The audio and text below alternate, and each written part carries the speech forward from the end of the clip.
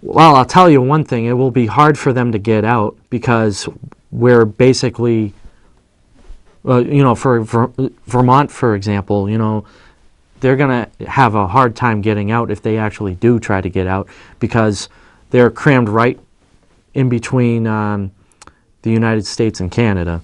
And Canada is all about federalism as well. So, but, the idea is that Vermont would be able to, have their own currency, their own military. Theoretically, each state is supposed to have their own militia, but that got taken over by the National Guard a while ago. But the idea is that if you are in a free society, you should be able to freely get out of whatever you want. So I should be able to freely disobey every Massachusetts law, right? No, that's not what I'm saying. What I'm saying is the states have the right to make their own government, and they do. And that's why the central government is supposed to be very limited in order for the states to do as they please. So, what else can I say? What else can I say?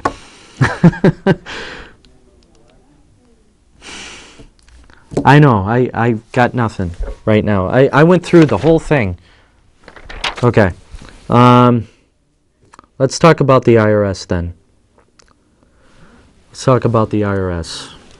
The IRS is in a free society. For example, the FDA. The FDA, Homeland Security, Medicare, Medicaid, all this other stuff, all of this is unnecessary.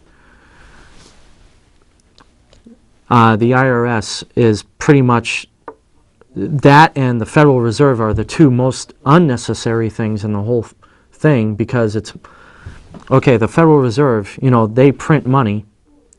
And how does the federal government pay back on the loans that it gets? Well, it pays it back through the IRS, the income tax. So, are they really necessary? If we have gold and silver as a currency and no fractional reserve banking, we won't need a Federal Reserve. We won't need these dollars. We won't need an income tax.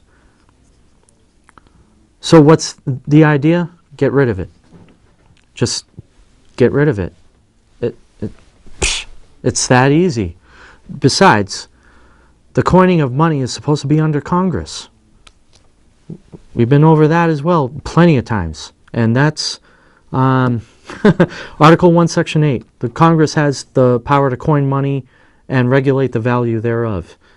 Article 1, Section 10 says that no state shall make anything but gold and silver coin a legal tender in payment of debt.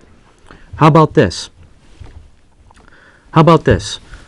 The federal government starts coining money as gold and silver. And then we'll actually be abiding by the Constitution under Article 1, Section 10. Since we right now are using paper instead of gold and silver, we're all violating the law every day. Did you know that? It's really simple. Because it says it in Article 1, Section 10. We can't use anything but gold and silver as payment and debts. So if I'm going to the store and I buy a Nintendo, that's out of date, isn't it? How about a Wii? Well, okay, so it's about $200 right now, okay? It's that $200 as paper is actually about equivalent to 10 ounces of silver, which is, which is what I brought in before. It's that bar. I've got a 10-ounce bar of silver. I could buy a Wii with that bar of silver. That's awesome. Never mind the fact that it's constitutional. But when you talk about legal tender laws, we can't use anything but paper money, the Federal Reserve notes, because that's the legal tender law. But it's incorrect. It's against the law, which is... Do you get that? I know I don't. I had this debate with a friend online. I visit this site called Code Project, and I have many debates, especially about the Federal Reserve. And his argument is that the Federal Reserve is constitutional because the Congress is allowed to have other or create other institutions to do whatever Congress needs to do. Well, yeah, that's one thing. But what about the gold and silver part? Well, it's okay because the federal government's making the tender in payments of debt. It's as long as a state doesn't make gold and silver, declare it as legal tender. Well, I'm like, that doesn't make any sense, because I guess it would make sense for the federal government if people in D.C. can use Federal Reserve notes. That makes sense because the federal government is not a state. But when you're talking about Massachusetts, for example, if you're in Massachusetts, then according to the Constitution, the way I read it, and it's black and white to me, we can only be using gold and silver. So, I mean, I guess there's a little bit of maybe in there, but to me, it's straight up unconstitutional. For us, anyways. Maybe people in D.C. or the federal territories, they can use Federal Reserve notes. But I know we can't. I think we can't, at least. But, yeah, how's that for about a little debate? The idea is that